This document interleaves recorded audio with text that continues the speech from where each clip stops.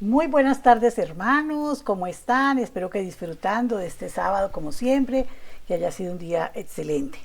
Saludamos a todos los hermanos, nuestros amigos que se conectan con nosotros en Cristo desde tantos lugares. Y hoy les pregunto, ¿con qué fin estás luchando? ¿Con qué fin luchas tú? La Biblia dice en Corintios, Primera de Corintios del 9, del 24 al 25, no saben que una carrera no saben que en una carrera, disculpen, todos los corredores compiten, pero solo uno tiene el premio. Corran, pues, de tal modo que lo obtengan. Todos los deportistas se entrenan con mucha disciplina. Ellos lo hacen para obtener un premio que se echa a perder, nosotros, en cambio, por uno que dura para siempre. Los corintios estaban muy familiarizados con competencias deportivas que se celebraban en Corinto con mucha frecuencia. Por eso, este pasaje de su carta del apóstol Pablo hace una comparación entre la vida de los atletas y la vida de los cristianos. Los atletas dedicaban muchas horas diariamente a practicar su correspondiente deporte, trabajando en condiciones en el aspecto físico y llegar a un estado óptimo en cuanto a la resistencia, fuerza, flexibilidad muscular, etcétera, con el fin de estar en la mejor forma posible el día de la competencia, ¿verdad? De igual manera, si los cristianos queremos vivir vidas victoriosas, debemos ejercitar el aspecto espiritual. Y para ello debemos dedicar tiempo diariamente a alimentar nuestro espíritu y fortalecer nuestra fe por medio de la lectura de la palabra, la oración, de manera que estemos siempre preparados para enfrentarnos a las pruebas y dificultades que abundan en este mundo. Pablo exhorta a los cristianos de Corinto y a desear el triunfo espiritual de todo corazón. De la misma manera que el atleta desea obtener ese premio, corran pues de tal modo que lo obtengan, les dice, pero también les advierte que no va a ser fácil, pues al igual que los deportistas, tendrán que abstenerse de muchas cosas que podían ser obstáculos para obtener el triunfo. Recuerde que los atletas deben someterse a un estricto régimen alimenticio, la cual quiere decir que habrá ciertas comidas que, aunque les guste, no deben comerlas, y quizás otras que no les gusten mucho, pero que deben ser incluidas en su dieta. Deben seguir también un riguroso horario en cuanto al descanso, por lo tanto no podían acostarse muy tarde en la noche. Por esta razón debían cohibirse de participar en actividades sociales. Todas estas cosas y otras más debían ser eliminadas de sus vidas. Al igual que para el atleta, estas cosas son perjudiciales en el aspecto físico, para el creyente hay cosas que son dañinas al espíritu y afectan nuestra comunión con el Señor. Todo pecado e iniquidad, las malas amistades que ejercen una mala influencia, la desobediencia a la voluntad de Dios, todas estas cosas debemos rechazarlas de nuestras vidas y debemos esforzarnos en seguir fielmente las instrucciones de la palabra de Dios. Si descuidamos estos principios, no lograremos la victoria. Debemos, por tanto, estar conscientes de la condición temporal de las cosas materiales. Generalmente nos esforzamos sobremanera para conseguirlas. Lo hacemos como una prioridad, como nuestro número uno en nuestras vidas, y dedicamos a ello todo nuestro tiempo y energía hasta que las conseguimos. Después pasa el tiempo y nos damos cuenta que en realidad no valió la pena tanto esfuerzo.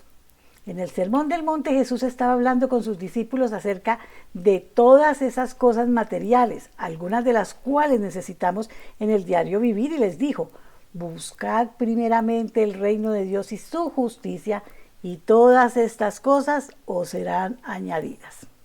Esta enseñanza nos revela la necesidad de buscar por sobre todas las cosas el precioso tesoro del reino de Dios, actuando con el mismo ímpetu y sacrificio que nuestros atletas desean para obtener ese triunfo. Es necesario que pasemos tiempo diariamente orando y leyendo la Biblia. Debemos meditar en esta santa palabra y aplicarla a nuestras vidas, pero no aplicarla como nosotros queremos escucharla. Esto fortalecerá mucho nuestra fe y nos preparará para hacer frente a las pruebas y salir victoriosos. Estudie la palabra y pídale discernimiento al Espíritu Santo para entenderla. Vamos a orar. Padre Santo, te ruego nos ayudes a poner en primer lugar de nuestras vidas las cosas que pertenecen a ti, Señor, y al reino. sabiendo que todo lo demás es pasajero y que todo se va a quedar aquí, que no nos podemos llevar nada. Señor, solo podemos presentarnos con una conciencia limpia. Te lo pedimos en el nombre de nuestro Señor Jesucristo. Amén, amén, amén. Los dejo en compañía de nuestro amadísimo pastor John Jairo. Amén. Y el próximo fin de semana estaremos todos reunidos. Amén, amén. Muy bien. Buena expectativa, ¿no? Muy bien, buenas tardes a todos, Dios los bendiga, más de lo que ahora son bendecidos por la gracia de nuestro Señor Jesucristo. Muy bien, sí, dentro de 8 días, pues para las personas que están familiarizadas con nuestra congregación, saben que vamos a tener nuestro primer servicio en el lugar que el Señor nos ha regalado especialmente para hacer actividades con el fin de que muchas personas conozcan, entiendan y desarrollen una relación con el Señor Jesucristo. Así que inquietudes, pues me escriben, que ahí con mucho gusto les responderé. Muy bien, dando gracias a Dios porque Dios sabe perfectamente cómo manejas las cosas, cómo hacer las cosas, y nosotros nuestro deber es aprender a confiar en Él, y cómo no confiar en aquel que dio la vida por nosotros. Amén. Hablaba con unos vecinos muy queridos de por acá y ellos decían, la fe a veces nosotros a veces nos engañamos con la fe porque creemos tener fe, y una fe en el Señor Jesucristo inmensa, pero cuando vienen las pruebas a veces estamos como en incertidumbre, como confundidos, como que Dios, ¿qué pasa? Y nos olvidamos de las promesas, y Él cumple. Y Él lo hará cuando Él sepa que es bueno. Él hará lo que sea que tenga que hacer en favor nuestro, para lo que nos sirve, no lo que nosotros le estamos indicando. Amén. Y hará en favor nuestro. Y eso se llama que es vivir por fe, que es el título de la enseñanza de hoy. Espero la disfrute, pero más que la disfrute, que la aplique, que la viva, que le saque el nutriente suficiente para que se fortalezca en esta fe en el Señor Jesucristo y no procure vivir por obras, que eso es lo que vamos a tratar de entender hoy, que es vivir por fe y no por obras. Entonces, pues obviamente nuestra fuente de información es la Biblia. Amén. Y el tema de hoy tiene por objeto el establecer, por medio de la Biblia, la gran diferencia entre lo que es la fe en Jesucristo y vivir en esa fe, y vivir tratando de ganarse el amor de Dios por medio de cosas que generalmente la humanidad hace. Y lo traigo a colación y quiero el tema porque me parece que es muy relevante develar la verdad que muchas veces la gente no la comprende al leer la palabra de Dios. Ahora, yo hago una salvedad sobre mi estado de discípulo de Cristo. En otras palabras, todavía sigo aprendiendo lo que enseña la Biblia y no me considero un maestro. Así que tal vez hoy no pueda contestar muchas de sus inquietudes al respecto, pero le aseguro que sí van a quedar claras algunas inquietudes, algunas cosas con respecto al tema de qué es la fe en Jesucristo y qué es el vivir por obras. Amén. Porque la gente puede confundir actos de caridad con obras que la Biblia trata de otra manera. Y aun cuando parece obvia la diferencia, no es obvia, porque si fuese así, entonces todas las personas solamente aprenderían a descansar en lo que Jesucristo hizo en la cruz por ellas y no estarían dejándose atrapar por la manipulación, por la religiosidad, esa religiosidad opresiva, condenatoria, por la culpa, por esas doctrinas facilistas que invitan a la gente a concentrarse en su propio poder, en su propia sabiduría y capacidad, y no en quien es el creador de todas las cosas, que es nuestro Dios, el Dios del que habla la Biblia. Así que la calidad de nuestra vida depende de qué podemos comprender, de si podemos comprender la diferencia que hay entre vivir por la fe en Jesucristo y vivir por las cosas que hacemos, tratando de estar en paz y de ganarnos el favor de Dios. Y claro, también hago la salvedad de que mi fuente, como lo dije al principio, de sabiduría es y siempre será lo que enseña la Biblia, porque en los años que llevo estudiándola, leyéndola, meditando en ella, procurando aplicar sus enseñanzas, es que yo he podido constatar su veracidad. Amén. La Biblia es una fuente de información tremenda y uno nunca va a dejar de aprender de ella porque es demasiado profunda, pero en lo que vamos aprendiendo vamos encontrando mucha fortaleza y mucha forma de superar aquellas cosas que nos atacan todo el tiempo, como es la misma conciencia culpable. Amén. Ahora, la maldición o la bendición de su vida depende del entendimiento de lo que enseña la Biblia. Y así de claro es y así de sencillo es.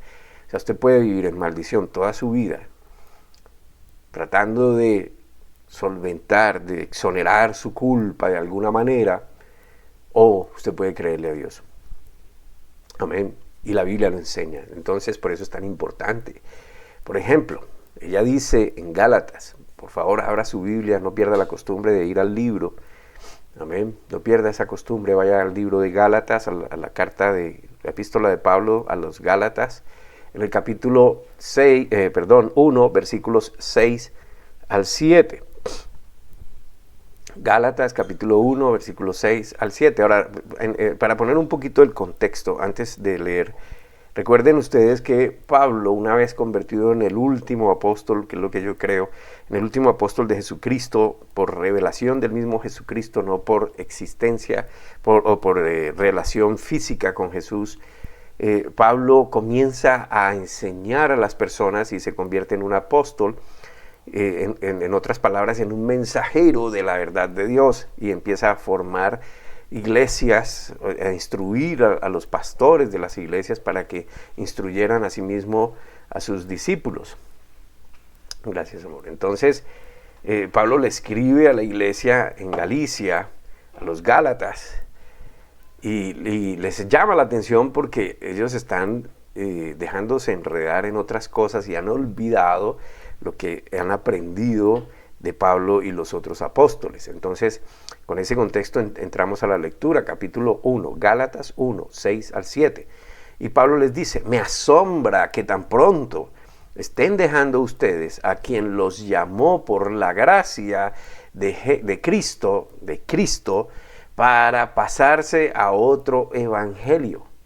No es que haya otro evangelio, sino que ciertos individuos están sembrando confusión entre ustedes y quieren tergiversar el evangelio de Cristo. Ahora, esta es la nueva traducción viviente, la nueva versión internacional, la que estoy usando. Recuerde, use varias traducciones, porque nos da un poco más de claridad. Recuerde que esto no fue escrito en español. Esto fue escrito en hebreo, griego y arameo, así que hay que encontrar el significado y por eso hay que adquirir diccionarios de griego a español, de hebreo a español. Hay que adquirir concordancias exhaustivas para hacer encadenamientos y poder entender mejor el significado de las palabras, que eso es lo que yo he hecho, por la gracia de Dios. Entonces, resalte por favor en estas escrituras, en estos dos versículos, que no dice Jesucristo, no dice Jesús, sino que dice Cristo. Amén. Y resalte, no es que haya otro evangelio. Amén. Entonces Pablo da la gran declaración, y recordemos que Pablo está bajo el poder del Espíritu Santo.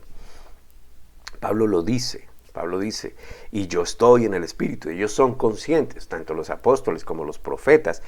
Ellos escribieron por inspiración del Espíritu Santo. Esto no fue producto de ellos. Aquí hay un estudio bastante grande que pudiéramos desarrollar sobre cómo fue escrita la Biblia y por qué la veracidad de la Biblia. Amén. Pero bueno, ese no es el tema de hoy. Así que, entonces les dice y les hace esta declaración de qué es el Evangelio y de que ese es el único Evangelio. No hay muchos Evangelios, es uno solo. Aunque a veces en la Biblia dice el Evangelio según San Juan, San Mateo, San Marcos, San Lucas, pues es simplemente el aspecto que ellos quieren destacar, aunque parecen los cuatro muy similares. ellos desde su punto de vista, desde su comportamiento, su personalidad, entonces reflejan y escriben lo que el Espíritu les da, destacando cada uno lo que impactó en su vida. Entonces, pero es un solo evangelio. ¿Qué es evangelio? Amén. Y es lo que tenemos que entender. ¿Qué es el evangelio? Entonces, todo lo demás que no sea el evangelio son teorías, son tesis, son hipótesis, son filosofías humanas que quieren saber más que quien los creó. Entonces, la gente le agrega o le quita, en fin, o lo tergiversa y saca de aquí una cantidad de historias y entonces le ponen cosas como quisieron hacer en un momento, por ejemplo, los judíos conversos que quisieron traer a los gentiles conversos. O sea, conversos quiero decir con los que entraron a escuchar lo que dijo Jesús, lo que él anunció y lo creyeron. Y entonces los israelitas que estaban por la ley quisieron traer a los gentiles, los que no son israelitas, o sea, todos los demás, amén, a las prácticas de ellos, lo cual era equivocado, porque obviamente el Señor con el pueblo de Israel tuvo un tratamiento diferente al que de ahí en adelante, desde Jesús en adelante, comenzó a tener con todas las demás personas, incluyendo también a los que le creyeron a él de parte de Israel. Ahora, el evangelio es la gracia de Cristo. Es la gracia de Cristo. O como me gusta decir a mí, el amor de Cristo. La gracia es un favor inmerecido. Nosotros nosotros fuimos objeto del amor de Cristo porque a Él le plació. Punto. Nada más. No por lo que cada uno pudimos hacer para agradarlo. Entonces, esa palabra evangelio quiere decir en el idioma original buenas nuevas, o noticias que no se conocían sobre hechos nuevos que vino sencillamente a enseñar el Señor Jesús. Ahora, y Cristo, porque recuerde usted que los nombres en la nación de Israel, para los israelitas, son nombres que tienen propósitos, que tienen sentido de ser.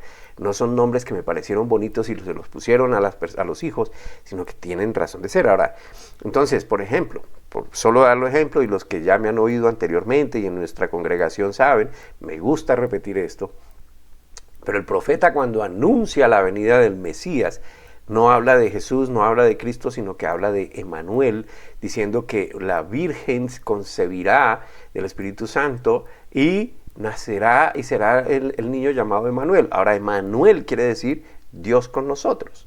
¿Amén? Entonces, pero cuando ya llega la época del nacimiento de Jesús, que es la revelación que el ángel le hace a María, entonces el ángel le dice a María, tú vas a tener un hijo, y ella se sorprende, pero yo no tengo hombre. Sí, yo estoy comprometida, pero no tengo hombre. Entonces ella le dice, tú has recibido el favor de Dios. Entonces ella creyó y por eso bienaventurada, amén. Y le dice, y le pondrás por nombre Jesús. Y ese Jesús, Yeshua, quiere decir Dios Salvador del mundo. Entonces, Emmanuel, Jesús, amén. Emmanuel, Dios con nosotros. Jesús, Salvador del mundo. Pero resulta que los discípulos, cuando Cristo les pregunta a sus discípulos y les dice, ¿ustedes quién dicen que soy yo? Y Pedro, recibiendo la revelación, porque Jesús le dijo, eso que tú me dijiste, no es producto de ti ni de hombre, sino que Dios te lo reveló. Y él dice, tú eres el Cristo, el Hijo del Dios viviente. Amén. Y el Cristo quiere decir el Mesías que viene a redimir a los hombres, que viene a pagar por los hombres, a comprarlos con su sangre. Entonces, por eso le dicen Jesucristo. Entonces, cuando esas dos palabras se unen, Jesucristo, lo que está hablando es del Dios que vino, de Jesús el Salvador del mundo, el que se hizo hombre, Dios que se hizo hombre, amén, Jesús, y luego Cristo, Jesucristo. Entonces, Cristo es el que murió y resucitó. El victorioso, el redentor, Jesucristo. Pero cuando hablan solo de Cristo, están hablando de él, el que resucitó, no el de la carne, sino el que resucita, y ese es el Cristo, el redentor, el que venció en la cruz. Amén. Muy bien, espero que haya quedado claro. Entonces, Cristo es quien materializó esos hechos nuevos en la cruz, haciendo la voluntad del Padre por amor a la humanidad. Él Jesús se entrega, la persona de Jesús, y cuando usted es curioso, por favor apunte, vaya y lea el Evangelio de Juan, capítulo 1, el primer capítulo habla de quién es Jesús. Amén. El verbo, y el verbo se hizo carne, y el verbo era Dios y estaba con Dios. Y ese verbo se hizo carne y lo vimos como el unigénito Hijo de Dios. Entonces es Jesús. Amén. Y Jesús entonces asume por voluntad propia el castigo de la humanidad. Él se hace maldición y paga. Ahora Pablo hace una clara advertencia sobre el peligro de escuchar y creer a cualquier persona o aún una divinidad. Él dice ni aunque los ángeles vengan. Cualquier persona que hable o enseñe algo diferente a lo que es el Evangelio, es decir, el amor de Dios manifiesto en la cruz por cada persona en el mundo a través de Jesucristo, al tal, como dice en Gálatas, estamos en el capítulo 1, pero vamos a leer del 7 al 9. No que haya otro, hablando del Evangelio, no que haya otro, sino que hay algunos que os remueven, perturban y quieren pervertir, corromper el Evangelio de Cristo. Pero aún si nosotros mismos o un ángel del cielo proclamara un evangelio contrario del que os hemos anunciado, sea anatema, en otras palabras, maldito. Como antes hemos dicho, también ahora repetimos, si alguno os proclama un evangelio contrario al que recibisteis, sea anatema. Entonces, el énfasis en la predicación del evangelio es tan radical porque de eso, hermano, amigo, de eso depende la esperanza de vida eterna que el Señor vino a traer a la humanidad. De eso depende que usted, que cualquier persona, entienda que Él hizo algo para que usted no esté en este mundo y pase y deje este mundo cuando tenga que dejar su cuerpo en una incertidumbre y un temor y un miedo por causa del pecado.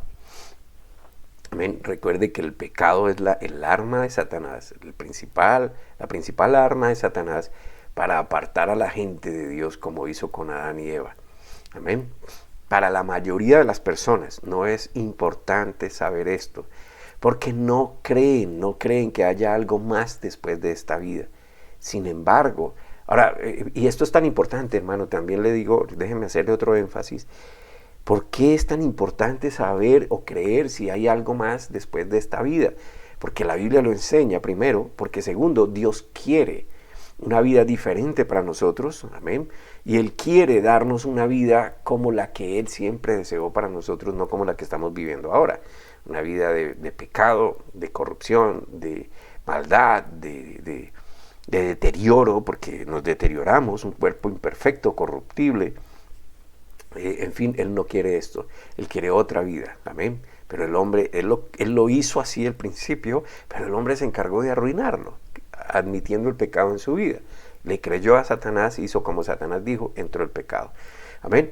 Entonces es importante porque mucha gente hoy está golpeando a la enfermedad le está tocando a la puerta, ya la gente está avanzando en edad, muchos ya estamos pasando los años altos. Entonces nos aproximamos como a la edad de dejar este mundo y entonces empezamos a pensar, ¿y ahora qué va a pasar? ¿Y cuánto me queda? Y entonces si no sé qué, y si voy a disfrutar o no voy a disfrutar, y entonces nos aferramos a esto porque también tenemos miedo de lo que viene, en fin, pero la gente necesita saber que aquí no se termina todo. Amén. Ahora, si de pronto todo esto fue un cuento que se inventaron muchos hombres y que a través de los siglos la gente lo ha creído, pues usted con creerlo no pierde nada. Pero si no lo cree, perdió todo. Amén.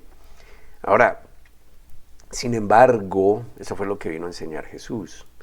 Así que si usted quiere entender la misión de Jesús en esta tierra, es bueno que se despoje de otras cosas, de lo que pueda tener en su mente. Permítale a su persona, a su mente, a su intelecto, entender y recibir una información que está escrita que de pronto usted ni siquiera se ha atrevido a leer porque de pronto le parece complicado entender.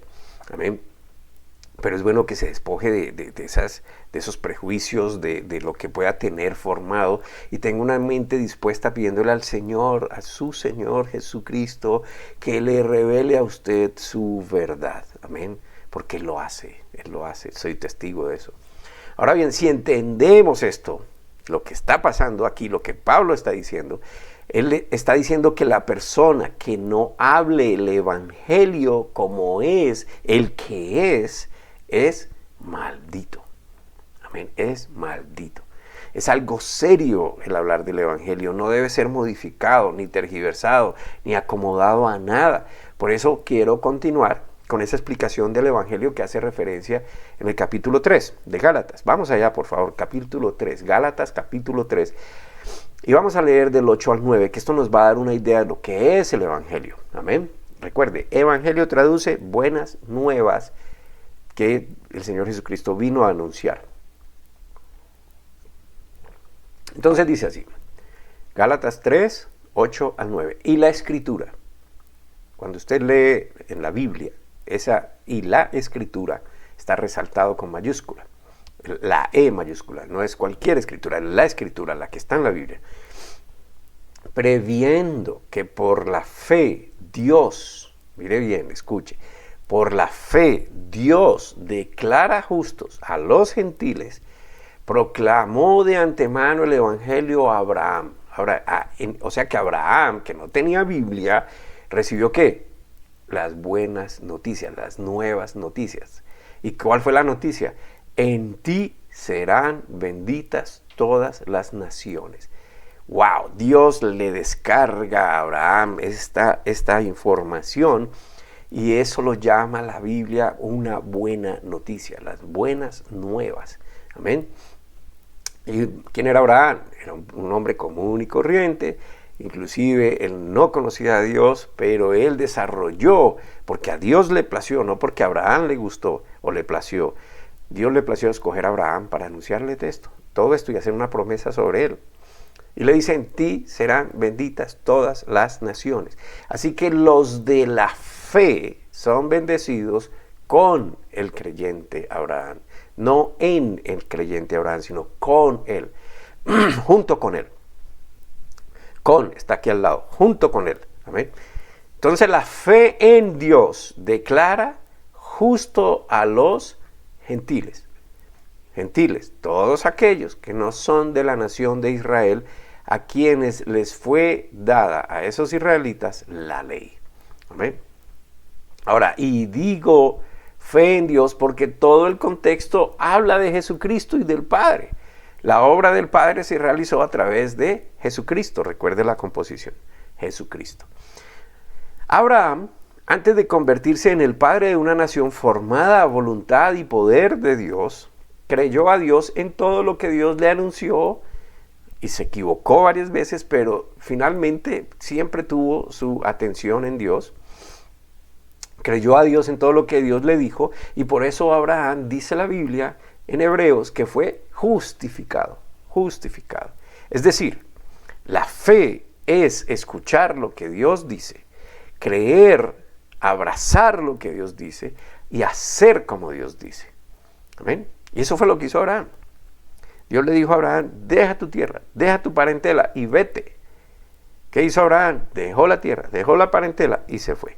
¿Para dónde? Para donde Dios lo guiara. Fe. Él no cuestionó, él no se puso a llorar, él no se amargó porque tenía que dejar su parentela y su tierra. Él lo que hizo fue, si Dios me dijo que me iban a ser benditas todas las naciones, pues lo voy a hacer como Él dice, voy a ir a lo que Él me diga. Eso es una persona justificada o aprobada por Dios. Lo que Dios le dice para él es ley. Se cumple, es así. Y para él es creerle a Dios. Entonces eso justifica a una persona, la fe en lo que Dios dice. Amén. Ya vamos entendiendo entonces lo que es la fe. Dios no justificaría a todos por fe. Abraham recibió la noticia, en ti serán benditas. Perdón, yo dije no justificaría, nos justificaría a todos por fe. Abraham recibió esa noticia que le dice, en ti serán benditas todas las naciones, de modo que los de esa clase de fe, ¿cuál fe? Los que creen como creyó Abraham, son bendecidos con Abraham. ¿Ven? Pero hay otra alternativa. Y la podemos leer aquí en los siguientes versículos ahí en Gálatas. Estamos en el capítulo 3. Vamos al versículo 10 al 12.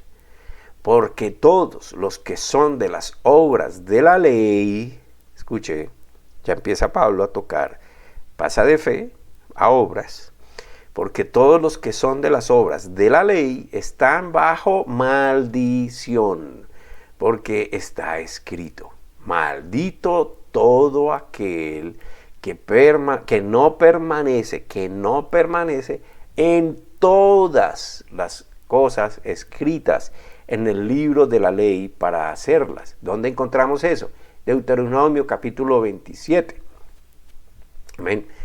O en el capítulo 26 puede leer, ahí está todo lo que es la ley. Y es evidente que por la ley nadie es declarado justo delante de Dios, porque el justo vivirá por la fe. Eso lo dice Hebreos capítulo 2 al 4. Ahora, versículo 12. Pero la ley no es por fe, sino el que las haga vivirá por ellas. Entonces, ¿qué pasa aquí? Encontramos un contraste. Los de la fe son bendecidos. ¿Cuál fe? La fe como la de Abraham. ¿Cuál fue la fe de Abraham? Que escuchó a Dios, que le tuvo en cuenta lo que Dios le dijo, le creyó, hizo como Dios le dijo. Amén. No es decir, yo tengo fe en Dios. No, es que si usted tiene fe en Dios, usted está diciendo, yo sé lo que Dios me está diciendo, lo que Dios dijo, no es lo que yo me invento, no es lo que me han dicho, sino lo que Dios dice. Yo creo en lo que Dios me dice, yo sé, yo lo tengo aquí, tengo esa información guardada y voy a hacer como Él me dice. Entonces la razón, ¿por qué así? Pues porque esa es la manera en que Dios le plació. Dios es el creador, Dios es soberano, Dios es el dueño de todo. Y Él dijo, así es, y punto. Claro, si usted quiere cuestionarlo, pues vaya, métase con Dios y cuestiónelo. Amén. Ahora, la razón por la cual las personas que se acogen a hacer lo que sea que ellos creen que los justifica ante Dios es cumplir leyes. O si es que escogen cumplir leyes. Si es que escogen hacer sacrificios de diferente índole, si escogen practicar esos cultos tradicionales que tienen las diferentes religiones, pues entonces, ¿qué dice la palabra? Están bajo maldición. ¿Por qué? Porque todo aquel que no permanece en todas las cosas escritas en el libro de la ley para hacerlas, se condena a sí mismo. Entonces piense por un momento. Usted puede decir, pero es que yo ni siquiera sé cuáles son las leyes, pero usted de pronto está practicando otras. Amén. Y usted se somete a ellas, usted se sujeta a ellas, pueden ser tradiciones, pueden ser doctrinas de hombres. Y le dicen, usted tiene que dejar de hacer esto, usted tiene que hacer esto, usted tiene que, etcétera, etcétera, etcétera, etcétera. Entonces, si usted se acoge a ellas, ¿qué pasa? Dice que si no cumple todas esas, a lo que usted se sujeta, entonces usted está maldito. Por eso dice está bajo maldición, porque el momento de romperlas cae en maldición. Entonces Pablo es como la ley del hombre, o sea, usted hay un semáforo en rojo y usted lo quiere pasar por delante, ¿qué pasa si lo coge un policía? Pues le pone su parte, amén, le ponen su multa. Porque usted ¿qué hizo? Rompió la ley. Usted está sujeto a la ley, amén, si la rompe, pues tiene su maldición, ahí recibió su premio. ¿Cuál premio? Un castigo. ¿Amén? Entonces Pablo está haciendo una clara referencia a la ley judaica y mosaica. ¿Amén? Es decir, ¿cuál es la ley mosaica? Los 10 mandamientos que fueron revelados a Moisés y las demás leyes creadas alrededor de estas 10 que fueron aproximadamente unas 600 o 603, bueno, algo así. Esas son las que están ahí en la Biblia. En esas leyes hay de todo, y para todos los que no han entendido que no es por esfuerzo humano el agradar a Dios, sino por hacer caso a lo que Él hizo por todos. O sea, Dios ya hizo. Usted no necesita ganarse el favor de Dios porque Dios ya lo amó. Dios ya dispuso la manera en cómo todos podemos entrar en su cobertura, en su abrigo, su protección, su provisión, en su amor. y es a través de Jesucristo. Él lo dijo así, Jesús es el camino, la verdad y la vida, no hay otro. Solo hay un intercesor entre Dios y los hombres. ¿Quién? Jesucristo. ¿Por qué Jesucristo? Porque es Dios hecho hombre, porque no fue una persona común y corriente. Amén. Entonces Jesús, Dios, hizo la voluntad de Él mismo, se dio a sí mismo por todos, Él se hizo maldito por todos. O sea, la persona, recuerde, son Padre, Hijo y Espíritu Santo. Complicado y complejo, claro que lo es. ¿Cómo lo podemos entender? Ejemplo terrenal, el agua, tres estados. Sólido, líquido, gaseoso. Firme la fórmula, que es la esencia que lo compone, es la misma, H2O. 2 moléculas de hidrógeno por una de oxígeno. Usted la encuentra en el líquido, en el hielo y en la niebla o en el vapor. Sigue siendo lo mismo, tiene 3 funciones diferentes, pero siguen siendo lo mismo. Lo mismo es el Padre, el Hijo y el Espíritu Santo. Dios Padre, Jesús y el Espíritu Santo. Amén. Son lo mismo. Jesús, cuando usted descubra quién es Jesús, que no fue una persona, el mártir, ay, pobrecito, se entregó, no, Él hizo un plan completo para vencer a Satanás, para vencer el pecado, para vencer la muerte eterna en las personas. Amén.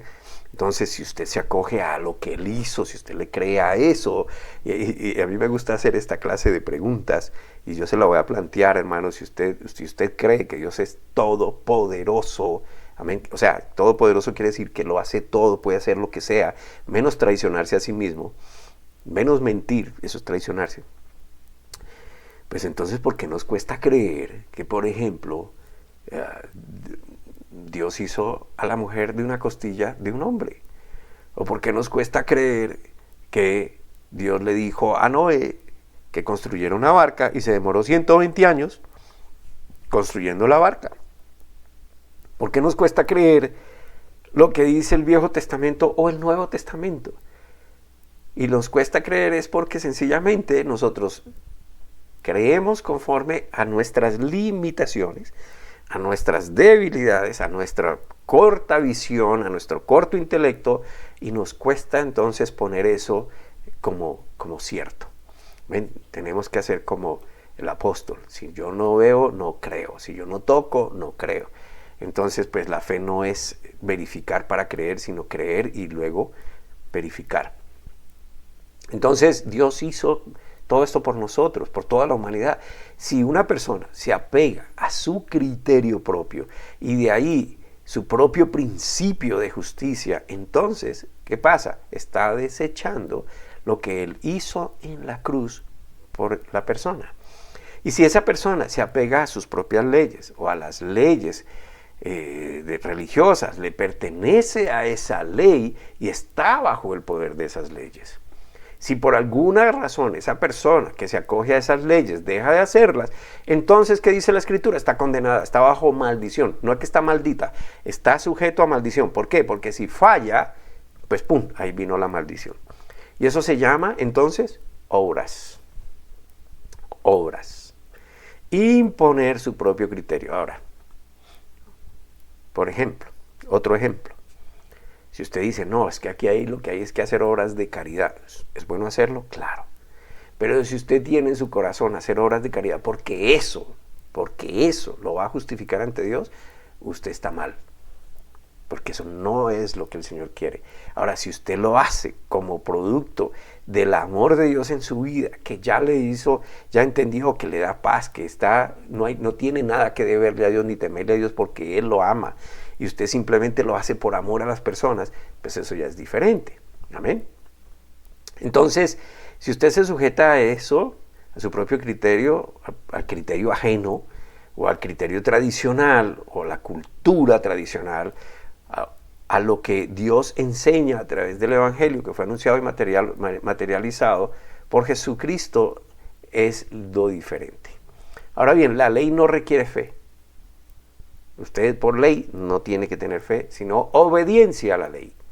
No requiere favor, es decir, no es por amor, sino por esfuerzo. Usted se sujeta a su propio esfuerzo. No requiere misericordia, sino que entonces es como usted se mantenga constante en cumplir la ley. Y la fe, por el contrario, se acoge a lo que Dios hizo por las personas que nadie más pudo hacer. La fe se basa en el amor de Dios, no en su poder, no en su capacidad, no en su amor, no en el amor de las personas a Dios. Se basa en el amor de Dios hacia usted, que tiene que conocer para que lo entienda.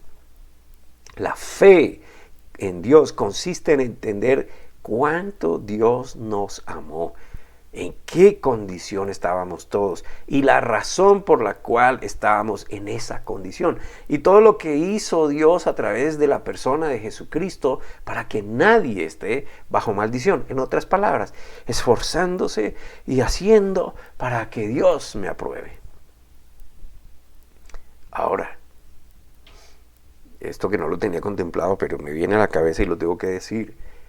Entonces, si usted cree a Dios, entonces ¿por qué tiene que hacer esto y por qué tiene que hacer lo otro? No, hermano. No es que usted tenga que hacer. Lo que pasa es que en el entendimiento, o sea, conforme a su intelecto y lo que usted va comprendiendo que Dios le va enseñando, usted aprende que todo aquello que atenta contra su propia vida, ya sea moral, o sea, si es en el alma, ya sea físico, ya sea espiritualmente, es pecado, porque usted es objeto del amor de Dios. O sea, es como el papá con su hijo. El papá no quiere ver que su hijo se esté maltratando, no quiere ver que su hijo se esté castigando, no quiere ver que su hijo esté corrompiendo su alma, su forma de pensar, su intelecto. Usted no quiere como papá ver a su hijo practicando cosas que le están atentando contra su propia salud emocional. Entonces por eso usted le enseña. Pero usted no puede evitar que su hijo, que es una persona, es un individuo, tome decisiones. Ahora él le dice, créame a mí, yo lo amo a usted, mi hijo, y por eso hago lo que hago por usted. Eso es más o menos lo que Dios nos está diciendo. Entonces, cuando usted entiende el amor de su papá, usted se sujeta al amor de su papá. Dice, mi papá tiene razón, él me ama, y por eso me dice, y yo, esto no me sirve, lo voy a desechar. Y entonces él comienza a darle esa capacidad para que usted se pueda ir apartando de las cosas que le están haciendo mal. Entonces por eso decimos, la fe en Jesucristo se abraza, se ama en respuesta a semejante sacrificio en la cruz y lo que significa la resurrección de Jesucristo. Amén. Porque ahí hay victoria, hermano, y todo el que se acoge a esto entra en esa victoria de Jesucristo, no en su victoria. Ahora mire por favor el siguiente verso, en los siguientes versículos, Gálatas 3, versículos 13 al 14. Dice, Cristo nos redimió de la maldición de la ley. Vuelvo y repito. Cristo, mire que ya está hablando de quién, del resucitado. Cristo nos redimió de la maldición de la ley, haciéndose maldición a favor de nosotros, porque está escrito, maldito el que es colgado en un madero. Amén. Versículo 14, para que la bendición de Abraham llegara a los gentiles por Cristo Jesús. Entonces aquí ya no es Jesucristo, ni Cristo, sino Cristo Jesús. El que estaba ya con el Padre, el principio era el Verbo, y el Verbo era con Dios, y el Verbo era Dios. Entonces ese es Cristo que se hizo hombre, Jesús, a fin de que por medio de la fe recibiéramos la promesa del Espíritu. ¡Wow! El Espíritu Santo, que es la promesa de Jesucristo. Vendrá otro Consolador y estará con ustedes hasta siempre. ¿Para quién es esto? Tanto para el que cree como para el que no cree. Eso es siempre una gran noticia escuchar esto. Porque Cristo, ya no Jesucristo, sino Cristo, recuerde lo que significa Mesías Redentor o ungido de Dios. Una vez Jesús muere y resucita, es llamado Cristo. Dice que ese que resucitó, ¿qué hizo? Nos redimió de la maldición de la ley, haciéndose maldito él a sí mismo a favor de todos. Es decir, él coge la culpa de todos, el pecado de todos, y se hace maldito. Él paga por todos. Él es el que no tiene culpa de nada, pero se hizo a sí mismo maldito. Él carga con esa maldición de todos para que ninguno tuviera que pagar por sí mismo. ¿Con qué? Con el fin de que la bendición de Abraham llegara a los no nacidos en Israel. Es decir, a usted y a mí, ¿Y cuál es esa bendición? De ser justificado. Y el que es justificado recibe el Espíritu Santo que fue prometido, el cual es el sello, las arras de la salvación. Eso le permite una entrada directa a Dios y un destino con Dios por la eternidad. La bendición de Abraham fue su justificación. ¿Por qué? Por creerle a Dios. Amén. Justificación, usted es acepto por Dios. ¿Por qué? Porque Dios diseñó un plan y usted se acogió a ese plan y usted fue entonces objeto del beneficio de ese plan. Usted ya fue justificado. Por eso vivir por fe, esa fe en lo que Dios ha dicho y que hizo por nosotros, es la manera de que las personas reciban todas las bendiciones de Dios. Punto. Es así de fácil, pero la gente quiere maltratarse, la gente quiere hacer el esfuerzo, la gente quiere castigarse, la gente quiere vivir la culpa, la gente quiere vivir como Judas Iscariote cuando vendió a Jesucristo. No puedo, y se mató. Tienen que pagar ellos, no entienden que Jesús pagó por ellos, no abrazan eso. Y yo, wow, tremenda bendición, porque el que cree a Dios, y no el que cree en Dios, pasa a ser parte de los hijos de Dios. No importa qué tan hijo de Dios usted se pueda sentir. Si no ha creído en lo que Dios hizo, en lo que Dios diseñó para usted a través de la cruz, si usted no ha creído en la vida que Dios le da, donde usted recibe el Espíritu Santo, si usted no conoce las bendiciones que Dios ha desatado para el que cree, usted no está gozando de ser hijo de Dios. Puede sentirse muy espiritual, hermano, puede ir a los rituales que quiera, puede tener pactos con Dios todos los que quiera, puede abstenerse de tantas cosas, puede no hacerle mal a nadie, pero si usted no hace como el dueño de todo, como ¿cómo se llama esto? El absoluto, Dios soberano, dijo, está mal. En la Biblia no encontramos en ninguna parte que si usted cree a Dios, todos sus problemas se van a acabar, por ejemplo. Pero ¿qué sí encontramos? Encontramos que Jesús anunció la gran cantidad de tribulaciones por la que la humanidad atravesaría hasta su próxima venida. Y la humanidad somos todos, creyentes y no creyentes. Amén. Pero lo que sí prometió es que si usted le cree, Él le dará los recursos para su alma necesarios para poder pasar por esas tribulaciones de una manera confiada y segura. Amén. Una cosa es que usted sea atrapado por esas tribulaciones y todo lo que produce una tribulación, lo emocional, amén. Y otra es que usted esté agarrado de esas promesas de Dios, con su fe en Dios, y va de la mano de Él y por ahí cruza. El alma es lo que está en juego. El alma es lo que le da vida a su cuerpo y le da identidad. Amén. Usted no es solo un cuerpo. El alma, por ejemplo, es lo que tiene conciencia. El alma es donde usted piensa, donde usted discierne. El alma es su voluntad. El alma es su intelecto, el alma es su emoción. Amén. Entonces el alma es lo que le da conciencia, es lo que lo hace persona y donde Dios quiere trabajar en usted. Es lo que recibirá, el alma recibirá un nuevo cuerpo cuando usted deje el que tiene ahora, que será, ese cuerpo sí será incorruptible. Y eso es lo que enseña la Biblia, la palabra de Dios. Vivir por fe es ser libres de las maldiciones que el enemigo de las almas quiere que usted reciba y viva. Una buena descripción de esas maldiciones, hermano, lo invito a que lo lea. Está en Deuteronomio, capítulo 28, a partir del versículo 15. Deuteronomio, capítulo 28, a partir del versículo 15 en adelante. Léalas para que se dé cuenta si se viven esas maldiciones en este mundo o no. Y si quiere saber cuáles son las bendiciones, si usted le cree a Dios, tiene en cuenta lo que Él le enseña y hace como Él le dice, usted puede leerlas en ese mismo capítulo de Deuteronomio, es decir, capítulo 28, pero del 1 al 14. Ahora mire, son 14 bendiciones que abarcan todos los aspectos de la vida, y no solo de su vida, sino de sus descendientes. Amén. Pero de ahí para adelante son 54 maldiciones que también abarcan todo aspecto de la vida. La sabiduría, el amor y la misericordia de Dios es mostrarnos a todos en qué o por qué, de qué somos redimidos. Usted puede creer o no a lo que está escrito en la Biblia, pero yo le aseguro, hermano, que si usted la estudia, se dará cuenta que no pudo haber sabiduría humana ahí, en ella, como fuente de inspiración. La misma Biblia da testimonio de cómo ella fue escrita. Ahora, por otro lado, la fe en Jesucristo, y de nuevo, vaya a su propia Biblia y lea, por favor, el Evangelio de Juan, capítulo 3, todo el capítulo, pero le pido que se fije y haga énfasis en los versículos 16 y 17.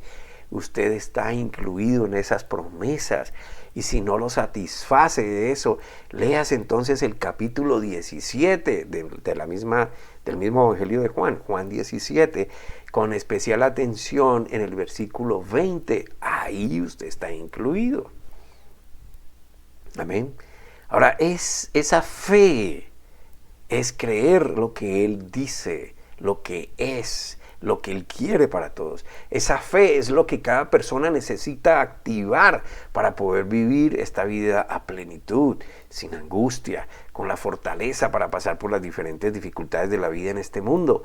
Esa fe proporciona esperanza, consuelo, vida, alegría y una forma de vivir diferente a la que el mundo quiere que vivamos.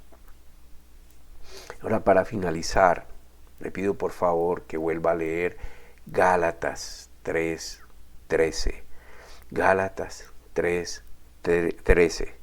Dice, Cristo nos redimió de la maldición de la ley. Cristo nos redimió. Cristo no nos va a redimir, no nos está redimiendo, nos redimió. O sea, ya lo hizo una sola vez y para siempre. Cristo nos redimió de la maldición de la ley, como haciéndose maldito a favor de nosotros, porque está escrito, maldito el que es colgado en un madero. Si usted es curioso también, busque qué significa redimir. Amén. La palabra redimir significa salvar, pagar por, liberar de una condición de esclavitud, de prisión, de un vejamen, de un dolor, de un castigo, de un compromiso, de una deuda, y por ahí sigue. Así que usted, por la fe en Cristo, es liberado, es salvado de todo el destino que sus propios pecados le están labrando o le labraron. Cristo lo hizo por usted. Es Cristo Dios encarnado en la persona de Jesús, porque solo Él, el perfecto, el poderoso, el que es amor y misericordia, dio su vida por usted. Es a Él a quien usted agrada cuando le cree y hace como Él le dice. No viva por obras. No trate de ganarse el favor de Dios cuando el favor de Dios ya fue dado para usted. Solo entiéndalo, acójalo, créalo, viva por Él. Amén. Bueno, muy bien, quiero agradecer por su atención y yo ruego a Dios que estas palabras, esta enseñanza, esto que está escrito en la Biblia, es para usted, mi hermano, para usted, mi amigo, para cualquier persona. Aquí no hay que acogerse a nada, aquí no hay que inscribirse en ninguna membresía de nada. Aquí no hay que hacer pactos con nadie, aquí no hay que doblar rodilla ante ninguna persona. Aquí es aprender de Dios, conocer al Padre, al Hijo y a Jesucristo. Aquí es obtener lo que Él quiere para nosotros y vivir conforme a eso. Pero ¿por qué estamos nosotros los que enseñamos la Biblia, los pastores? Bueno, y también hay que saber que hay pastores del diablo. Pero los pastores estamos para ayudar a la gente a entender esto. Amén. Ese es nuestro trabajo. Eso es lo que yo hago. Entonces, le doy gracias por atender. Comparta esta enseñanza. No hay los derechos de autor aquí son del Señor. Esto es inspiración del Señor. El Señor fue el que mandó a escribir la Biblia, no soy yo. Yo simplemente soy una herramienta para su servicio. Si tiene alguna inquietud, pues escríbanos. Por favor, escríbanos a este correo. No me escriba a YouTube, porque así, aunque nuestro canal es más personal por la dirección del correo.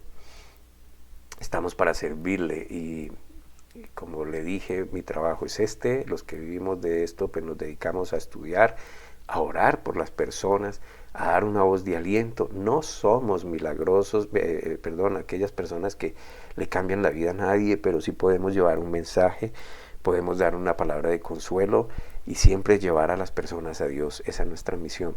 Vivimos de hacer esto, ese es nuestro trabajo. Amén. Y le doy gracias por su ayuda, por su generosidad, y de una vez oro para que el Señor lo multiplique y le bendiga en su alma, en su ser, en todo, en todas sus cosas, a sus hijos, en sus proyectos, que el Señor lo guíe en todas las cosas, sea Él quien le enseñe la verdad y no nadie más, y sea Él su maestro personal. Entregue su vida al Señor, solamente dígale: Señor, aquí estoy, toma mi vida, soy tuyo, enséñame, enséñame. Creo que Jesús es tu Hijo que vino a dar su vida por mí para que yo fuera libertado de aquella condenación que me espera por mis pecados. Gracias por el perdón de mis pecados. Gracias, Señor, por escucharme. Gracias, Padre, por darme la oportunidad de llevar tu palabra. Gracias por las personas que nos escuchan, y te ruego para ellos, Señor, paz, amor, prosperidad en el conocimiento de tu palabra, de tu persona, Señor, de tu voluntad. Y te lo pido todo en el nombre de Jesús. Amén.